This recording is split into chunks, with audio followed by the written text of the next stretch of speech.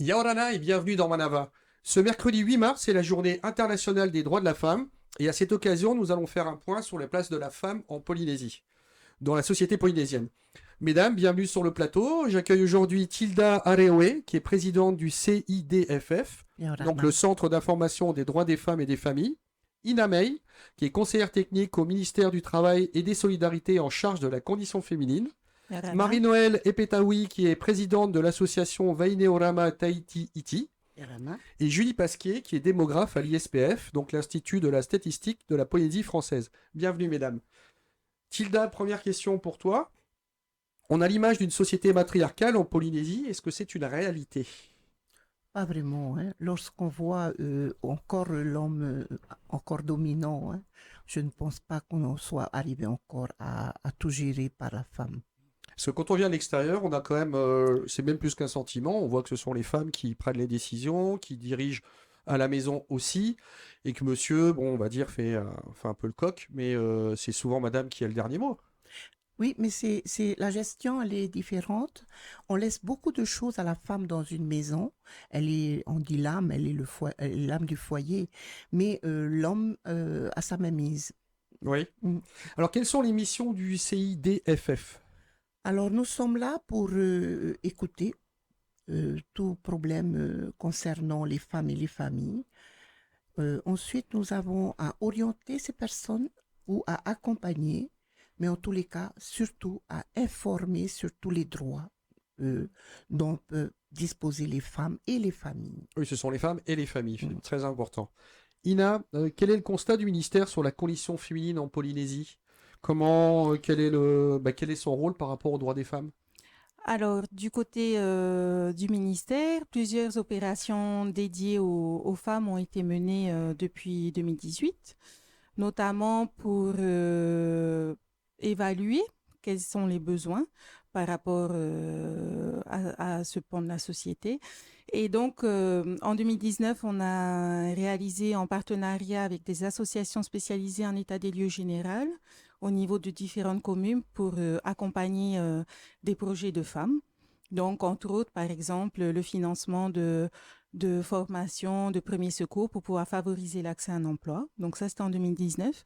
En 2020 a été soutenue la lutte contre la précarité menstruelle avec l'opération Ladybox, la distribution de produits, enfin la récolte, pardon, de produits hygiéniques qui ont été redistribués à des associations accueillant des femmes. En 2021, il y a eu la tenue de la 21e conférence triennale du Pacifique. Donc, c'est une opération d'envergure qui a été menée en partenariat donc avec les différents pays membres de la zone Pacifique. La Polynésie française étant pays hôte, donc on a eu le plaisir de dérouler la conférence sur plusieurs jours ici au Fénois et notamment de constater qu'il y avait encore des choses à faire en matière d'autonomisation des droits des femmes et de lutte contre les violences. On travaille, mais il y a encore beaucoup de choses. On en a parlé un petit peu tout à l'heure ensemble. Il y a encore beaucoup de choses à mettre en place. Voilà, mais c'est en cours. Les consciences s'éveillent. Oui. Marie-Noël, pour Vaineorama, tu peux nous expliquer à quoi sert cette association concrètement? Alors, Vainorama Tahiti, c'est une association qui lutte aussi contre les violences aux femmes, qui protège les femmes, qui accueille, qui accueille aussi les femmes. On est là pour l'écoute et puis l'accompagnement et de saisir aussi des professionnels, de pouvoir venir à l'aide de ces personnes qui sont en difficulté. Et en gros, nous, Vous faites le lien. on fait un bon lien, Ouais, puis vous avez, hélas, aussi l'expérience dont vous pouvez réagir en fonction des différentes situations. justement. Julie, on va parler un petit peu chiffres avec toi, puisque tu es là pour l'ISPF. Euh, Où on en est au niveau démographie homme-femme en Polynésie? Est-ce qu'il y a un équilibre et on tend vers quoi? Alors, il se trouve qu'en démographie, sur les différents hommes-femmes, c'est très stable dans le temps. Il n'y a pas de gros changements. Donc, de 1983 à aujourd'hui, c'est à peu près la même chose. Il y a plus de garçons qui naissent. Donc, le ratio, c'est à peu près 51% de garçons et 49% de filles. Donc ça se tient à peu près dans le temps jusqu'à 70-75 ans. Donc, il y a un peu plus d'hommes en général en Polynésie. Par contre, à partir de 75 ans, sans surprise, il y a plus de femmes puisque l'espérance de vie des femmes est plus élevée. Donc sur les âges les plus avancés, on a plus de femmes. Tilda, est-ce qu'on peut considérer que la société polynésienne est égalitaire? Non, pas vraiment. Alors, lorsqu'on dit égalité, on a encore du chemin à faire. Hein. On a du chemin à faire. Donc, je ne parle pas de l'égalité au niveau force, hein, force physique, ça c'est à mettre de côté. Mais au Oui, ça niveau rentre même des pour ligne de droits, compte pour moi. ah, Ouais. oui, hein, on met de côté. Mais vraiment, au niveau des droits, on n'est pas encore à égalité. C'est-à-dire qu'on a les mêmes droits, mais ils ne sont pas appliqués de la même Non, façon. oui. Et puis, donc, au niveau des femmes, on trouve encore des salaires, par exemple, au niveau des salaires, les salaires des femmes plus bas que certains salaires d'hommes. Oui, on va en Et parler un petit pourtant, peu plus tard. Ouais, voilà, hein, voilà. Donc, ce sont des exemples que je donne. Voilà. Donc, les choses sont en route, sont en marche, mais on a mis du temps pour acquérir quand même pas mal de droits. Hein, donc, faut pas, ça fait pas trop longtemps en plus qu'on a bien évolué. On va dire 1944 le droit de vote des femmes, 1965 on a pu commencer à travailler, les femmes ont pu commencer à travailler sans avoir à demander L'autorisation du mari. l'autorisation du mari. Voilà, mais 65 c'est il y a pas longtemps. C'est hier. Voilà, donc c'est vrai que on y va trop doucement peut-être. Et la faute à qui? Eh bien, la faute peut être aux applications parce qu'on fait des lois, mais on les applique pas suffisamment avec rigueur. On garde les mauvaises habitudes, je vais dire. Il y a aussi ça. Mais c'est vrai qu'à l'échelle du temps, tu parlais du droit de vote, c'était donc il y a Il y a pas longtemps. 44-45. 1944. Moi, en faisant des recherches, j'ai retrouvé, je le savais, mais j'ai retrouvé qu'en fait, même pour ouvrir un compte en banque, C'est ça. il fallait l'autorisation du mari. Donc là, Exact. c'est ubuesque quand même. Et donc, bon, on avance, pas suffisamment vite, mais on avance, quoi. C'est ça. Inab, est-ce que au sein, on va dire, ministère Solidarité, est-ce que vous voyez qu'on se retrouve quand même avec beaucoup de femmes ou jeunes femmes seules ou sans enfants? Et comment est-ce que vous pouvez les aider? Alors, oui, effectivement, par rapport à l'évolution de la famille, hein, ces dernières années, il y a des configurations différentes qui émergent avec notamment des personnes seules avec enfants. Donc, à ce niveau-là, le pays subventionne plusieurs établissements dédiés à l'accueil et l'hébergement de femmes, victimes de violences ou non, pour pouvoir leur permettre de repenser un projet de vie peut-être un peu plus adapté par rapport à leurs nouvelles conditions et faire en sorte de pouvoir soutenir leur insertion.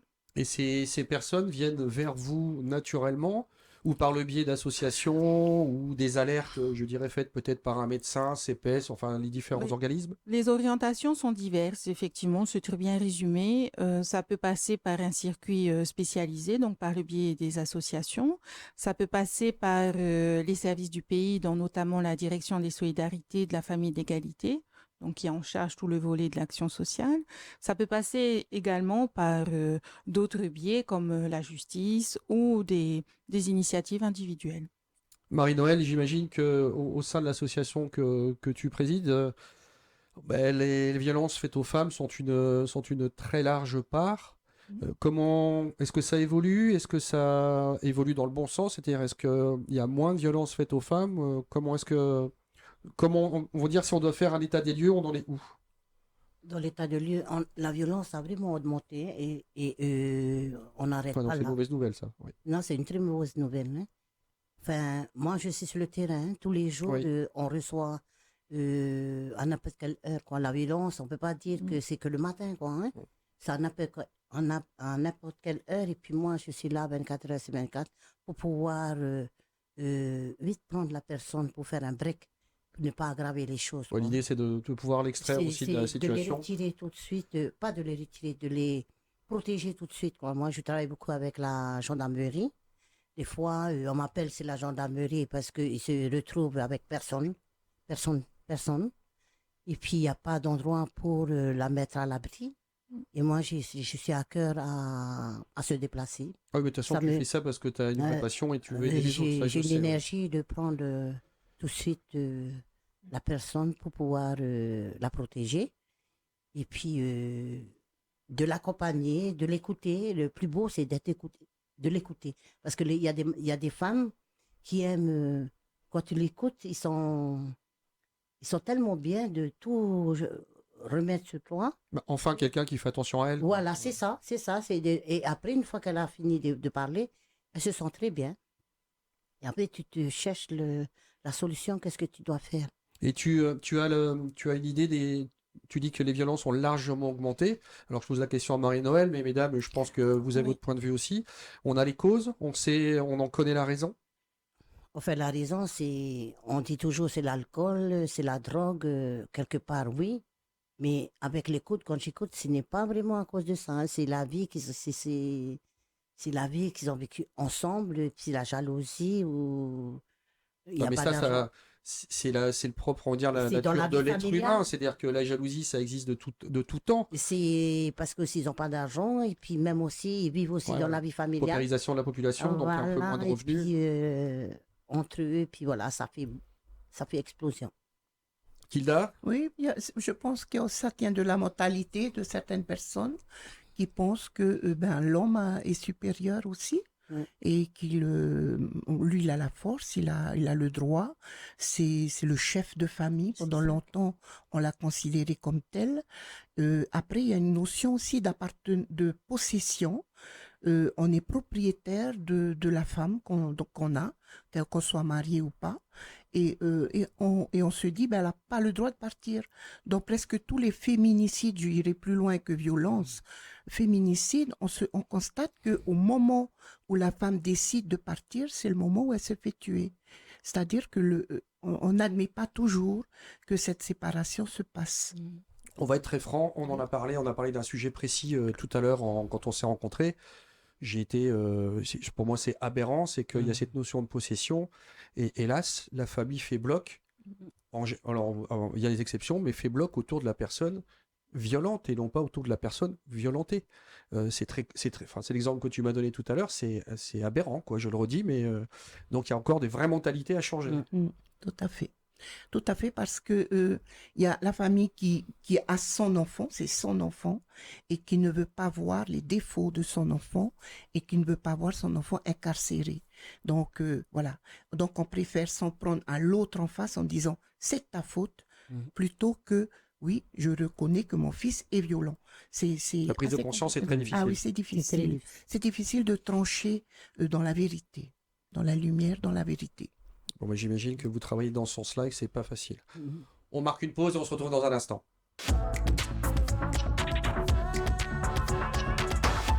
On se retrouve avec nos invités. Tilda Haerwe, qui est présidente du CIDFF, Centre d'information des droits des femmes et des familles. Ina May, qui est conseillère technique en charge des solidarités.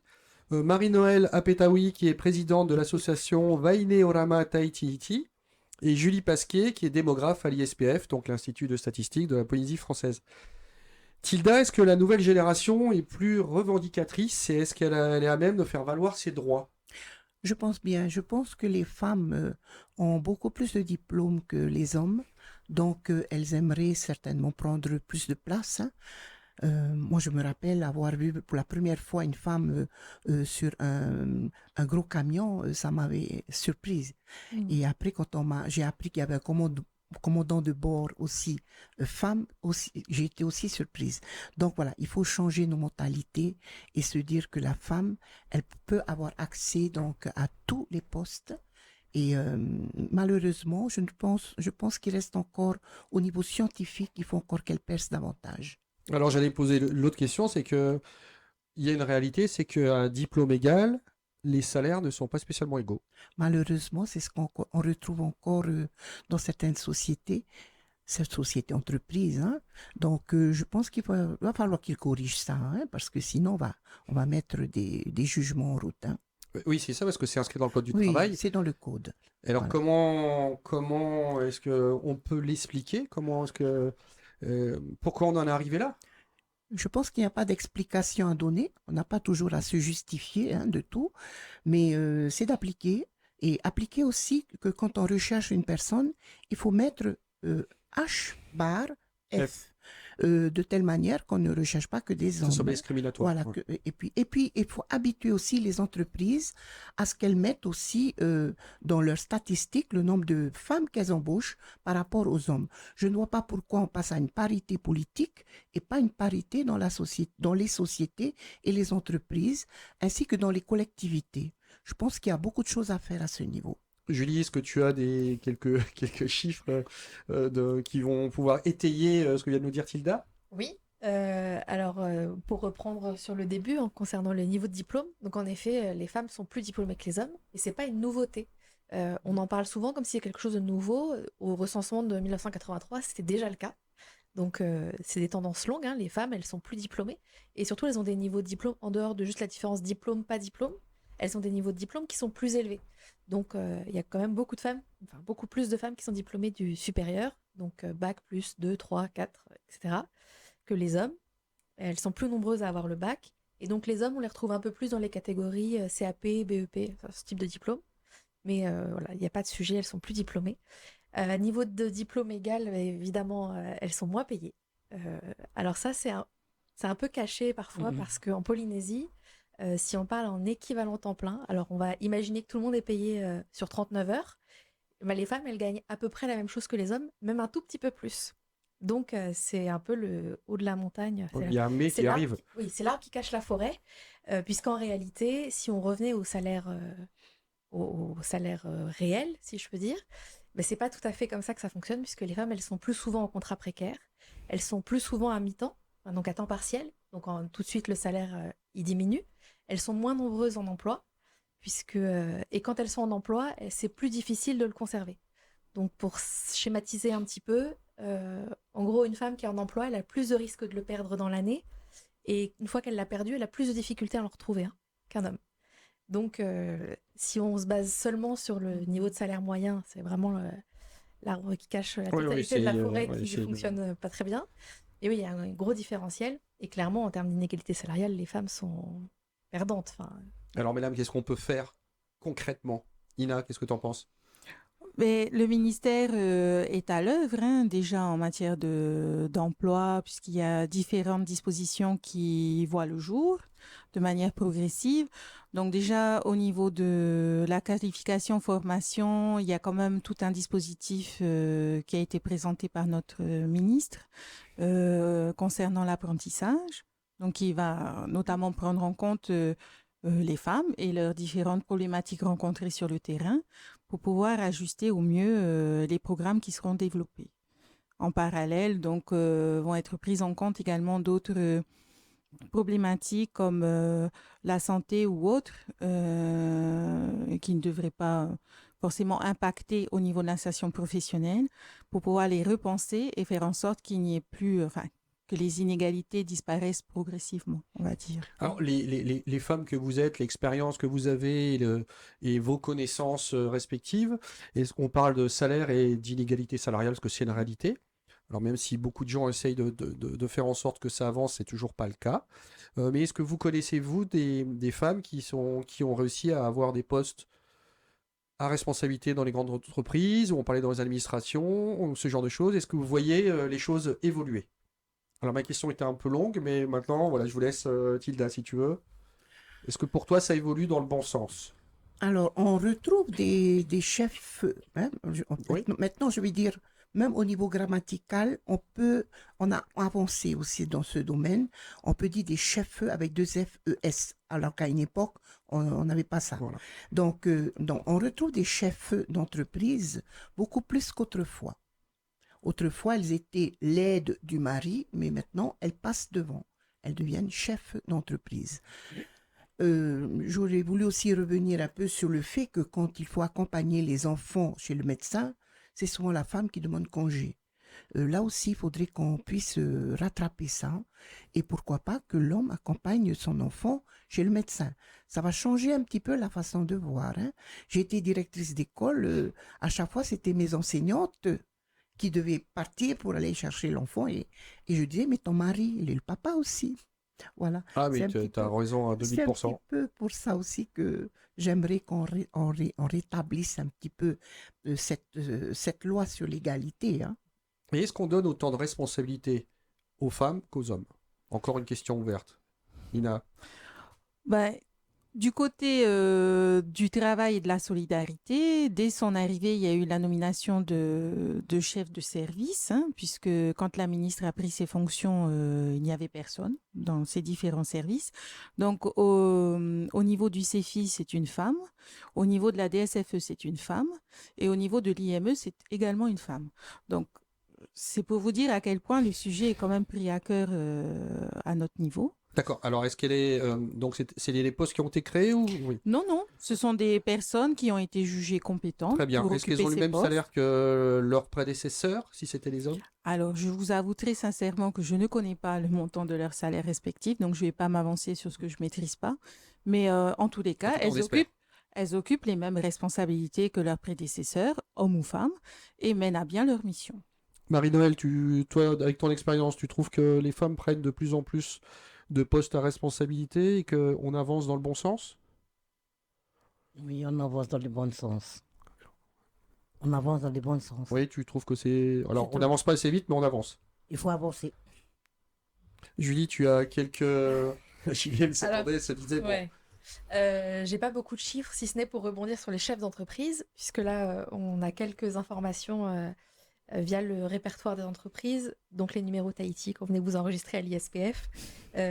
Donc sur les 40, il y a 43% des entreprises qui ont été fondées l'année dernière, qui ont été fondées par des femmes. Donc, ce qui est- presque parité. Oui, et surtout, ça avance beaucoup puisque c'est 20% de plus que l'année précédente. Donc, c'est vraiment quelque chose qui avance. Alors, elles ont toujours des domaines qui sont relativement ciblés, mais quand même, c'est quelque chose qui bouge.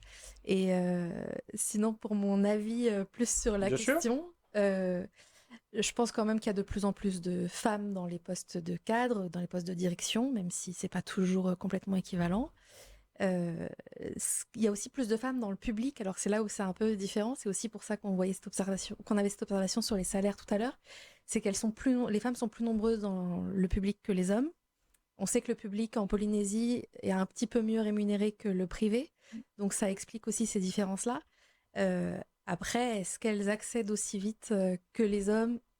C'est ça, pour le coup, il faudrait faire des études un peu précises sur la question. Et Tilda le disait... C'est les femmes qui vont chercher les enfants. Donc ça Oui, doit mais il disait quelque avoir- chose d'intéressant, c'est que c'est inscrit dans les lois.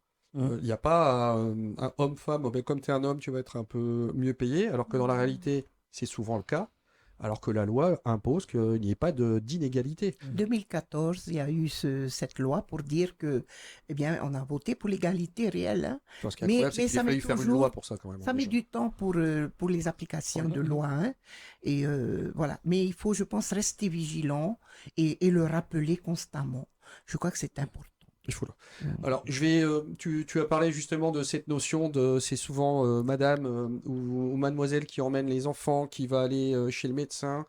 Donc, on va parler de la charge mentale, qui est hélas aussi au goût du jour, parce qu'on s'est rendu compte, enfin, l'ordre du jour, c'est qu'on s'est rendu compte que ça pesait tout ça, hein. Mm. Et Marie-Noël, je me tourne vers toi. Est-ce que tu vois des personnes arriver chez vous fatiguées par cette charge mentale, fatiguées parce que elles doivent tout faire et qu'en clair, monsieur, il se laisse vivre, quoi. Ils sont tous démontés, oui. Fatigués, plus démontés carrément. Oui. Ça, c'est Donc, quelque chose qu'on voit de plus en plus. Voilà. Au niveau de votre, on va dire, de votre précaré, vous, Ina, vous travaillez dans ce sens-là aussi pour essayer d'aider les mamans, les jeunes mamans et ainsi de suite à gérer tout ça? Oui, il y a plusieurs activités qui existent et qui sont menées par la Direction des solidarités et de la famille d'égalité, comme par exemple ce qu'on nomme les camps famille. Donc, ce sont des temps dédiés aux femmes, leurs enfants et à leurs familles. Ça consiste en des séjours à l'extérieur de l'environnement familial. Donc, dans un environnement complètement différent, ça peut être, par exemple, dans la Maroto ou dans des îles. Et ces temps de retrouvailles permettent de travailler sur les interactions entre les parents et leurs enfants, mais aussi entre les enfants et leurs parents, hein, parce que ça va dans les deux sens. Donc, et ça permet de resituer les parents dans leurs fonctions propres, premières, à savoir veiller à la sécurité de leurs enfants et favoriser leur épanouissement. Tu parlais des enfants et est-ce que moi je trouve qu'il y a quand même une forme de violence qui est de plus en plus probante entre les ados et les ados entre eux, c'est-à-dire les ados, les jeunes gens, les jeunes hommes et les jeunes femmes. Et je trouve qu'il y a une violence. Est-ce que c'est une réalité? Est-ce que si les réseaux font que aussi on veut montrer et Mais ça se retransmet aussi dans la réalité? alors, il y a eu un rapport de mission, mais c'est bien qu'on en parle aujourd'hui. Il y a eu une mission d'information l'année dernière menée sur la question des violences intra-extrascolaires, donc qui a été conduite par plusieurs collaborateurs, qui fait état de plusieurs facteurs qui peuvent amener à la violence à l'intérieur du domicile, donc la précarité, la promiscuité, mais également les réseaux sociaux qui pullulent de plus en plus et qui ne sont pas forcément contrôlés en matière d'accès et de publication, ce qui peut nuire justement au développement des enfants et des jeunes. Et bien d'autres aspects, hein, le harcèlement scolaire, des agressions physiques, psychologiques, etc. On continue. Donc oui, c'est une réalité, mais il existe plusieurs actions dédiées, dont notamment une. Il s'agit du Conseil territorial de prévention de la délinquance, qui est actif et qui est mené en partenariat avec plusieurs entités du pays et de l'État, qui consiste, donc c'est une instance de concertation qui réunit l'ensemble des acteurs pour échanger sur les actions en cours à venir, leur pertinence, leur efficacité, leur maintien ou non, et voir de réajuster en conséquence des données, des constats de terrain, toujours des opérations plus pertinentes, cohérentes et efficaces. On a encore beaucoup de travail. Je pense que ces messieurs doivent aussi prendre quelques réalités, les absorber, se dire que on doit travailler ensemble pour que ça aille mieux dans l'avenir. Tilda, tu veux une dernière chose et on conclut? Ok. Oui, alors justement, dans cette gestion de la femme qui doit gérer et la famille et son côté professionnel et donner un peu de temps quand même à son bien-être. Bien sûr. Parce qu'une femme heureuse peut donner une famille heureuse, une femme stressée, eh bien, reportera ce stress sur tout le monde. Elle va se mettre à crier tout le temps. Et les jeunes, eh bien, ils ont envie de partir, de ne pas entendre tout ça. Donc, il y a tout un, on va dire, des conditions de vie qui font que, eh bien, les jeunes doivent prendre La part de responsabilité aussi. Oui, et puis on vit par l'exemple, hein. Donc l'exemple doit partir de la maison pour que eh bien, cette violence n'éclate pas comme ça. Et puis, il faut de la proximité des parents, donc des mamans qui sont aussi des éducatrices, pour communiquer, pour dire non, pas comme ça, pour échanger, pour qu'ils n'aillent pas ailleurs, pour, comme on dit, se décharger sur d'autres personnes. Voilà, donc... Voilà, ça fera office de conclusion. Merci mesdames. Bonne fin de journée sur TITV et à demain. Merci. Merci.